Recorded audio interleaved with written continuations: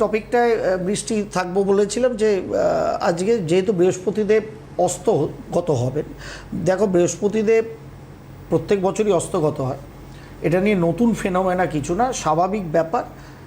Astronomical পার্সপেক্ট actually astrologically আমরা analysis করি।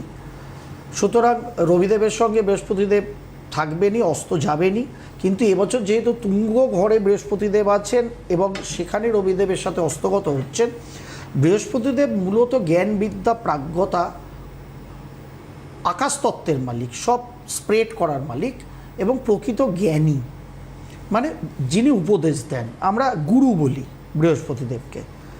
আর রবিদেব যিনি তাকে অস্তগত করছেন তিনি হচ্ছেন রাজা, যার ফলে এখানে রাজা এবং গুরুর মধ্যে একটা পারস্পরিক মেলবন্ধন থাকলে কিন্তু সেই রাজা রাজত্ব ভালো চালায়। অর্থাৎ গুরুর রাজত্ব চালায় না, কিন্তু গুরুরা বিভিন্ন স্পিয়ারে সঠিকভাবে উপদেশ দেন রাজাকে। আধুনিক যুগে কাদের দেন? প্রেসিডেন্ট, প্রধানমন্ত্রী, এদের দেন। তারা ভালো করে তাদের দেশ দশটাকে চালাতে পারেন। কিন্তু যখনই বৃহস্পতিদেব অস্তগত হয়ে যাবেন, সেখানে রাজা একটু অ্যাগ্রেসিভ হয়ে যাবেন।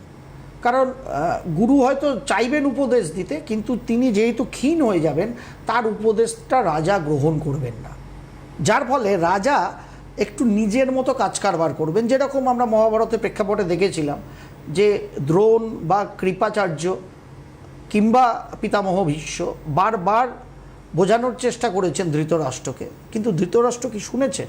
শোনেননি।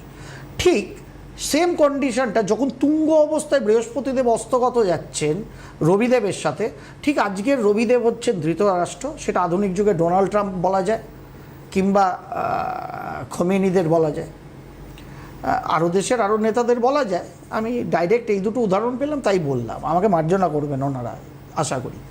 মানে উদাহরণের থেকে ভালো পেলাম না তাই বলতে পারলাম না, আপনাদের বুঝতে সুবিধা হবে। আর গুরু যারা আছে, যারা পরামর্শদাতা আছেন, তাদের কথা কিন্তু তারা শুনবেন না, যার ফলে তারা নিজেদের দেশে কিংবা বিশ্বে নিজেদের মনমানি করার চেষ্টা করবেন।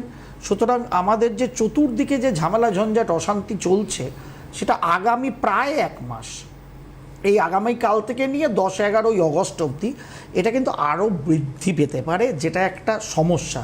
যার ফলে টাকার অবমূল্যায়ন হোক, শেয়ার বাজারে ভয়ঙ্কর ফ্লাকচুয়েশন হোক, কারণ বৃহস্পতি ধনের কারক, ওয়েলথের কারক, ইনকামের কারক না, কিন্তু ওয়েলথের কারক, যার ফলে সেটার সমস্যা কিন্তু হতে পারে। আর বৃহস্পতিদেব সাধারণভাবে অস্তগত থাকলে বলা হয় কোনো মাঙ্গলিক কর্ম করতে না করা হয়। সেখানে বিবাহাদি থেকে, মুন্ডন থেকে, গৃহপ্রবেশাদি থেকে এই সমস্ত মাঙ্গলিক কর্ম অফ করতে বলা হয়। কিন্তু এখানে একটা দ্বিমত ত্রিমত আছে। বিবাহাদির ক্ষেত্রে কেবলমাত্র বৃহস্পতিদেব অস্তগত যাওয়ার জন্য বিবাহাদি কিন্তু হবে না, এরকম সাধারণভাবে কিছু কিছু মুনি ঋষি এবং পণ্ডিত বর্গ বলে গেছেন, তা নয়। কারণ বিবাহের ওপর বৃহস্পতিদেব এবং শুক্রদেব দুই গুরুরই প্রভাব আছে। যেহেতু বৃহস্পতিদেব অস্তগত, শুক্রদেব নয়, যার ফলে বিবাহাদি দেখবেন পঞ্জিকায় এখন আমাদের বিবাহ আছে এবং অগস্ট মাসও আছে। অ্যাকচুয়ালি কারণটাই দ্বিতীয় মত অনুযায়ী চলতে পারে বিবাহাদি, কিন্তু মুন্ডন থেকে, গৃহপ্রবেশ থেকে কোনো নতুন কার্য শুরু করবেন, কোনো কার্য আছে সেখানে কিছু করবেন, ঠিক আছে, বাট নতুন কার্য শুরু করবেন, দয়া করে 10-11 ধরে নিন 12ই অগস্টের আগে কিছু শুরু করবেন না। আজ থেকে 12ই আগস্ট যা করবেন তার পরবর্তী ক্ষেত্রে গিয়ে দিনক্ষণ দেখে, আপনার জন্মছক দেখে, গ্রহ নক্ষত্র দেখে, দশা পিরিয়ড দেখে অবশ্যই করতে পারেন, কোনো সমস্যা নেই। আর ব্যক্তিগত কি হবে না হবে, যাদের বৃহস্পতিদেব অষ্টম, চতুর্থ, ষষ্ঠ, দ্বাদশে গিয়ে খারাপ হয়েছিল, বৃহস্পতি অস্তগত যাওয়ার ফলে সেই রাশিদের খানিকটা প্লাস হয়ে গেল। সুতরাং বৃহস্পতিদেবের যে এফেক্টিভিটিটা পজিটিভ আসছিল না, তা সেই যখন উইক, তা না আসলেও তো বয়ে গেল, মানে নেগেটিভে অ্যাকচুয়াল পজিটিভ হয়ে গেল। বাদবাকি চিন্তিত হওয়ার